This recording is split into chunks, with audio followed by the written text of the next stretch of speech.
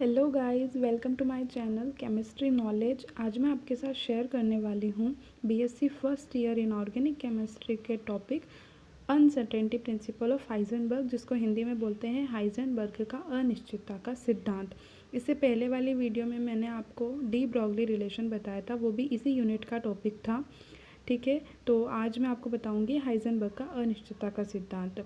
Video को last तक देखें। अगर आप वीडियो को स्किप करके देखेंगे तो आपको बिल्कुल समझ में नहीं आएगा। अगर आप फर्स्ट से लेके लास्ट तक देखेंगे तो एकदम आपके माइंड में सेट हो जाएगा।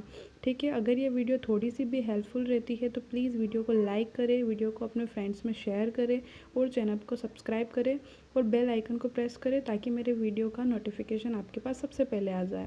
ठीक है, तो अपन स्टार्ट करते हैं हाइजेनबर्ग का अनिश्चितता का सिद्धांत। हाइजेनबर्ग का अनिश्चितता का सिद्धांत क्या होता है? तो सबसे पहले साइंस में अधिकतर में यही होता है कि जिस साइंटिस्ट का नाम होता है उसी साइंटिस्ट के नेम पे उसका प्रिंसिपल होता है, उसका रूल होता है। तो हाइजेनबर्ग एक साइंटिस्ट थे। कौन थे? जर्मन भौतिक वैज्ञानिक। ठीक है, भौतिक मतलब फिजिक्स, तो जर्मन भौतिक वैज्ञानिक थे। इन्होंने क्या किया था? सन 1927 में एक सिद्धांत का प्रतिपादन किया था जिसे अपन बोलते हैं अनिश्चितता का सिद्धांत। उन्होंने कौन से सन में दिया था? 1927 में एक सिद्धांत का प्रतिपादन किया था जिसे अनिश्चितता का सिद्धांत कहते हैं। और इस सिद्धांत के अनुसार किसी क्षण किसी अति सूक्ष्म कण जैसे इलेक्ट्रॉन की स्थिति, देखो ये थोड़ी लैंग्वेज टफ लगेगी लेकिन अधिकतर रूल प्रिंसिपल जो होते हैं वो अगर अपन जैसा उन्होंने दिया है वैसा का वैसा लिखते हैं तो एकदम जो चेक करते हैं, अपनी कॉपियाँ चेक करते हैं तो उन पर एकदम इफेक्ट पड़ता है कि उन्होंने बिल्कुल सटीक लिखा है। लेकिन अगर आपको समझ में नहीं आता है, आप समझ कुछ भी सकते हो, ठीक है, समझ अपने हिसाब से सकते हो, लेकिन लिखना आपको उन्हीं लैंग्वेज में है जो उन्होंने प्रिंसिपल दिया है। तो किसी क्षण मतलब किसी टाइम पे, ठीक है, किसी अति सूक्ष्म कण मतलब कि जो सबसे छोटा कण, जैसे कि मान लेते हैं इलेक्ट्रॉन। इलेक्ट्रॉन बहुत ही सूक्ष्म कण होता है। किसी क्षण किसी अति सूक्ष्म कण जैसे इलेक्ट्रॉन की स्थिति मतलब उसकी पोजीशन तथा उसका संवेग यानी कि मोमेंटम को एक ही साथ सही ज्ञात करना संभव नहीं होता है।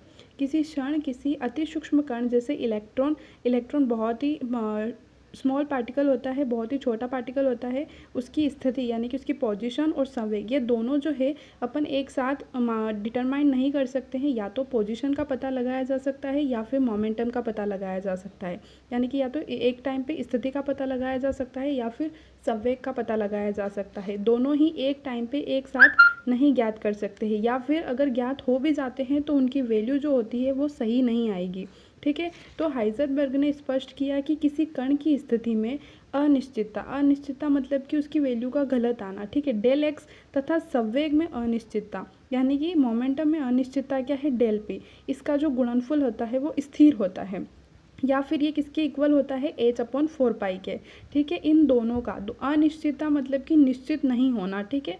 तो del X into del P, इसका जो मैथमेटिकल फॉर्म होता है, गणितीय रूप होता है, वो होता है del X into del P. Heisenberg ने क्या स्पष्ट किया था कि स्थिति में अनिश्चितता और संवेग में अनिश्चितता दोनों का जो गुणनफल है वो किसके, या तो इससे मतलब या तो इनकी वैल्यू h/4π के से ज़्यादा होगी या फिर इक्वल होगी। ये जो साइन होता है ये होता है या तो ये इसका मतलब होता है कि या तो इसकी वैल्यू जो है वो इससे ज़्यादा होगी या फिर इक्वल, मतलब कि दोनों कंडीशन में कुछ भी हो सकता है, या तो ज़्यादा होगी या फिर इक्वल होगी। ठीक है, तो आगे देखते हैं कि यहाँ पे क्या डेल एक्स जो है वो क्या है? तो एक्स अक्ष में कण की स्थिति की अनिश्चितता, ठीक है, क्या है? डेल एक्स जो है वो एक्स एक्सिस में, अक्ष मतलब कि अगर अपन एक्स एक्सिस वाई एक्सिस में देखते हैं तो जो एक्स एक्सिस में है क्या है? स्थिति की अनिश्चितता। और डेल पी जो है वो क्या है? संवेग की अनिश्चितता। ठीक है, और एच जो है वो है प्लांक कांस्टेंट। ये जो मैथमेटिकल फॉर्म था इसमें अपनों ने डेल एक्स डेल पी क्या क्या माना? तो एक्स एक्सिस में कण की अनिश्चितता और डेल पी जो है वो है एक्स एक्सिस में कण के संवेग की अनिश्चितता, और एच जो है कांस्टेंट है जो कि प्लांक कांस्टेंट है। ठीक है, अब यहाँ पे क्या बताया गया है कि यदि किसी कण की स्थिति को सही रूप से परिकलित या परिभाषित करना हो तो डेल एक्स को बहुत सूक्ष्म करना पड़ेगा। अब देखो यहाँ पे क्या बता रखा है कि अगर अपन करते हैं, अगर अपन डिटरमाइन करते हैं, ठीक है, एक की वैल्यू, जैसे कि स्थिति को अगर डिटरमाइन करते हैं तो डेल एक्स यानी कि जो स्थिति है उसको क्या करना पड़ेगा? बहुत ही सूक्ष्म यानी कि बहुत एकदम ना के बराबर इसकी वैल्यू रखनी पड़ेगी। तो क्या होगा? डेल पी का मान बढ़ जाएगा। अगर अपन इसको कम करेंगे तो इसकी वैल्यू बढ़ जाएगी। इसी तरह संवेग को परिभाषित करना हो तो डेल पी को बहुत सूक्ष्म करना पड़ेगा, यानी कि या तो, और नगण्य का मतलब होता है बिल्कुल ना के के बराबर, यानी कि बिल्कुल नेग्लेजिबल, मतलब कि बिल्कुल मतलब एकदम ज़ीरो के आसपास, ठीक है, बिल्कुल वैल्यू को कम करना पड़ेगा, जिससे स्थिति की अनिश्चितता बढ़ जाएगी। स्थिति मतलब डेल एक्स की, ठीक है। तो ये दोनों क्या है, एक दूसरे के इन्वर्सली प्रोपोर्शनल, ठीक है। तो यहाँ पे देखो लिख रखा है डेल एक्स जो होता है वो इन्वर्सली प्रोपोर्शनल होता है किसके, 1/del p। इसका मतलब क्या है, आपको देखो ये जो पूरी थ्योरी है ये केवल इसके बेस पे अपन लिख सकते हैं। डेल एक्स की वैल्यू अगर बढ़ाएंगे तो डेल पी की वैल्यू कम हो जाएगी, अगर डेल पी की वैल्यू बढ़ाएंगे तो डेल एक्स की वैल्यू कम हो जाएगी, ठीक है। ये दोनों एक दूसरे के इन्वर्सली प्रोपोर्शनल होते हैं।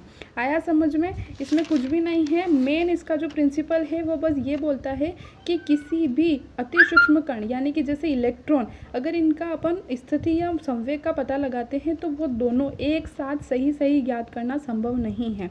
इसमें ये नहीं कह रखा है कि आप ज्ञात नहीं कर सकते हैं, लेकिन एकदम सही सही ज्ञात करना असंभव है, ठीक है।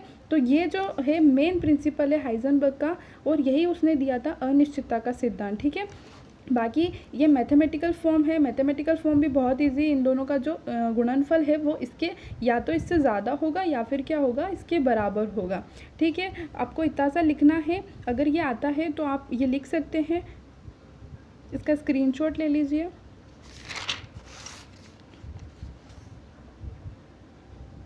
ठीक है, अगर वीडियो थोड़ी सी भी हेल्पफुल रहती है तो वीडियो को लाइक करें, शेयर करें एंड चैनल को सब्सक्राइब करें।